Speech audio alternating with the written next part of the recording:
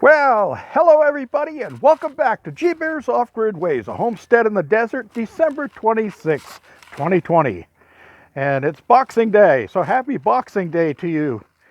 Anyway, the Phantom Swing has been rocking it on and off here a little bit. That's because I have a couple of ghosts that come in here and sit down and relax, and they have a ghost fire going too, so they keep it warm by the ghost fire.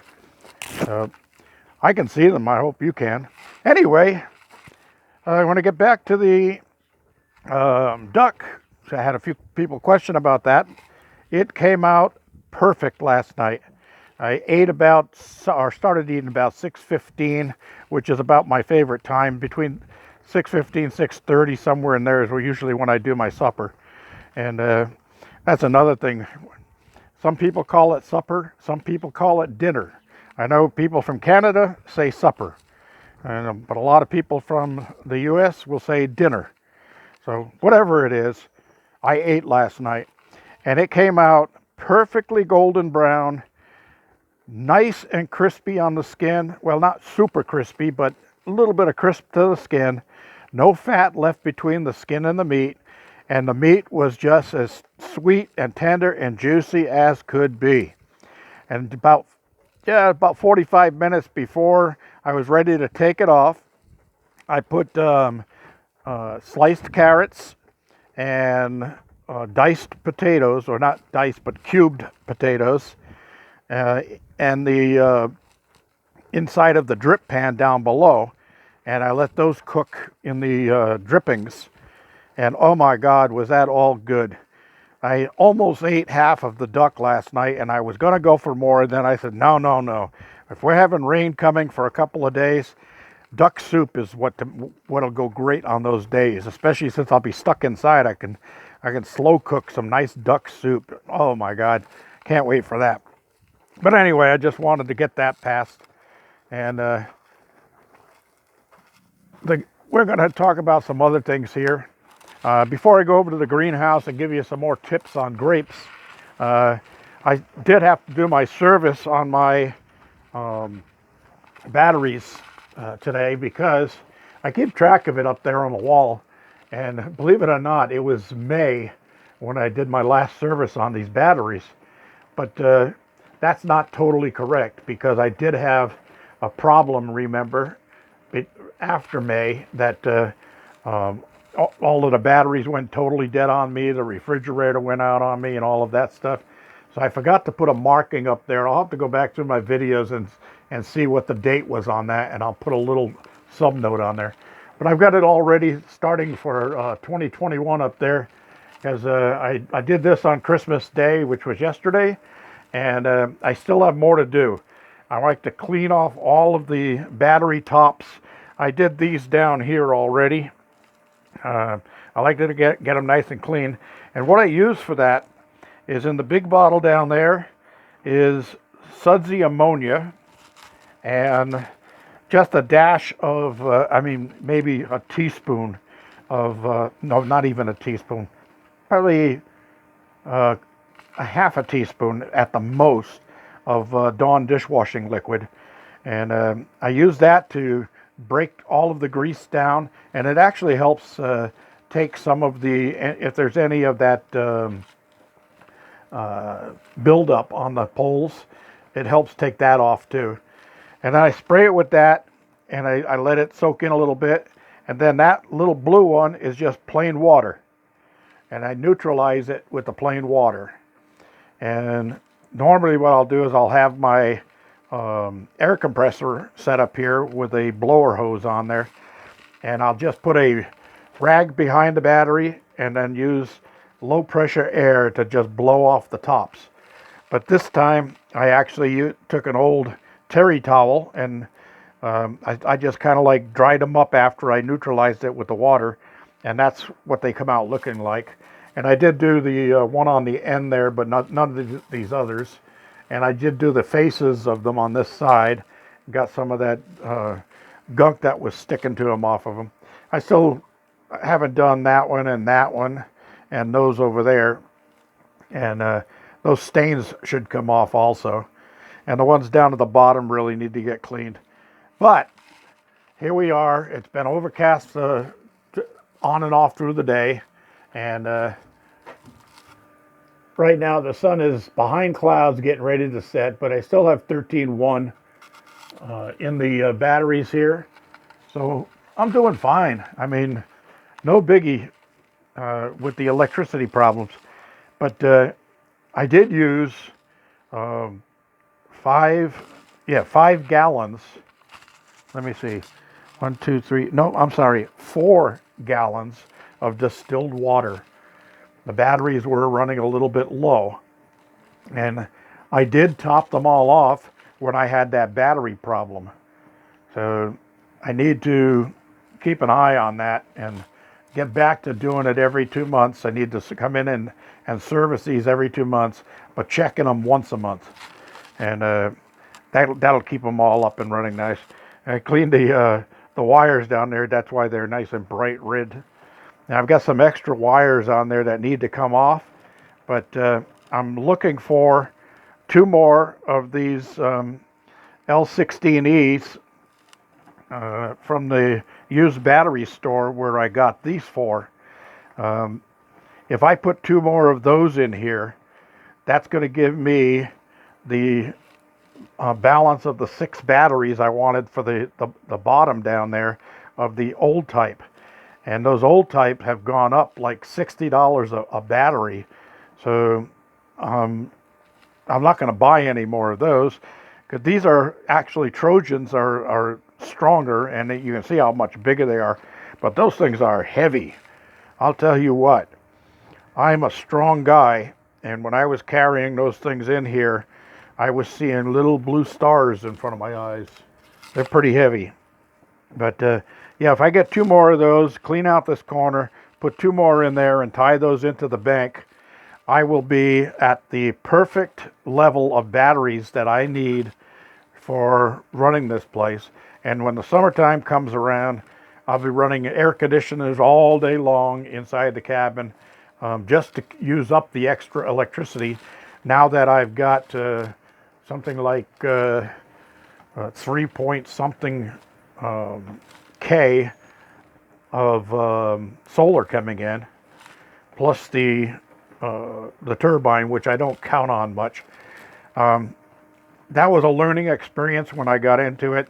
I thought, well, great, I'm going to have 1,685 watts of wind turbine. Yeah, you learn in a hurry. That's all hype.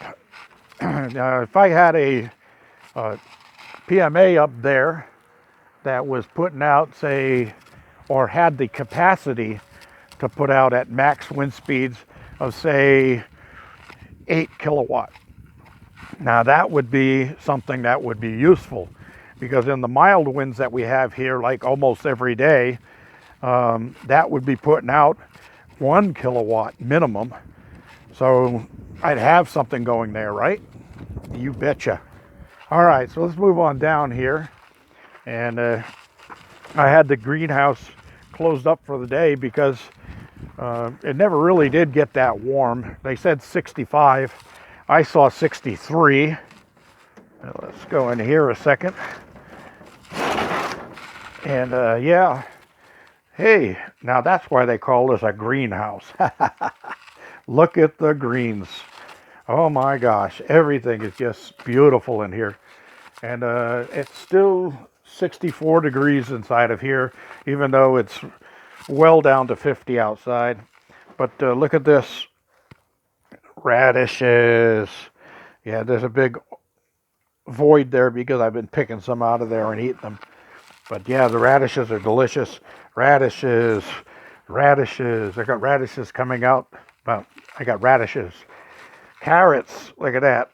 These things are all probably 3.5 inches tall now. And I don't think I can still at this point pull anything out of the ground. Let's see, I want to get where I can thin them. Let's see what's going on down there. Yeah, they just want to break off because they're not strong enough to pull out yet. So a little longer. Of course, I don't waste the carrot greens. When I pull them out, I eat them. Same thing with my parsley and my cilantro. I'll eat that as I'm walking around in here, or grab a lettuce leaf or two, and I roll up a lettuce leaf with a radish and munch on that. Just delicious. Come out here and get a healthy meal.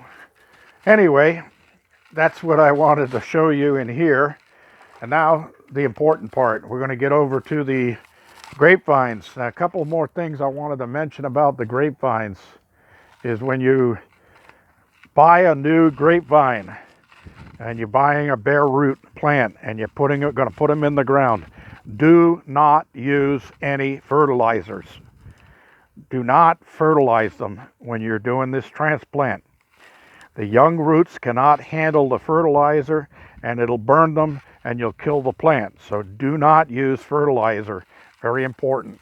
So those of you that want to get started and try this, try growing some grapes, remember that part of it. All right.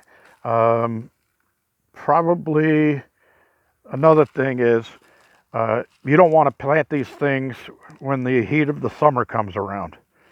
This right now is the time where you can go to Home Depot and you'll find Concord grapevines and other grapevines, table grapes and that, the seedless ones and that stuff. You'll find all of the bare root plants come in December, probably the third week of December every year. And the reason for that is you want to get those bare root plants into the ground. Early spring usually is the best time, but since it's been mild here for the winter, I'll put them in now. Now, if we have any call for any deep freezers, I'll come out and I'll bag these. I'll put a bag around them so I can keep some heat in it with them. And when I bag them, I'll put a couple of bottles, 1 liter bottles, like soda bottle or something like that, fill them up with just plain water. You don't have to paint them black or anything, and put those up against the trunk of the unit and then bag over the top of that. And put something to hold the bag down so it doesn't blow away and break the temperatures inside. That's just like a sweating them, or what they call sweating them. It helps the plant get through the cold night. And then in the morning, when this warms up a little bit, you can come out, remove the bag, and let them go from there. You don't want, when you're transplanting, you don't want leaves on your transplants either. You want to take all the leaves off of anything that you're transplanting, even if it's a air layer off of a fruit tree. Take all the leaves off when you transplant, because the amount of sun that's going to come onto those leaves is just going to hurt the plant. It's not going to help it. The other thing is that, where was I going with this? Somebody, raise your hand. Let me know where I was going with this.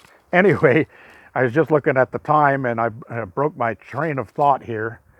The other thing is you can actually take a clipping off of one of these and root it off of your grapevine. Don't do it on a brand new transplant, because that'll hurt it. You don't want to hurt it. Let it set its roots first, go through the first year. And what you want to clip is what they call last year's wood. And the wood is any part of the vine that has got a woody color to it, not a green color. And you want to look for something that's about the thickness of a pencil, like this one right here. Now this would be a good one. Now, what do you want to cut to get this thing going? Well, you want to cut about 1 inch below one of the nodes, and then cut about 1 inch above another one of the nodes. And then you could stick that into some soil, keep it evenly moist, not soaking wet, just evenly moist, and you should start sprouting some roots out of that in no time at all. But you want to do that part of it in the springtime, after the cold weather is gone, because they will not root in this cold weather. But you could do them in a greenhouse where it stays warm in there and they think it's springtime.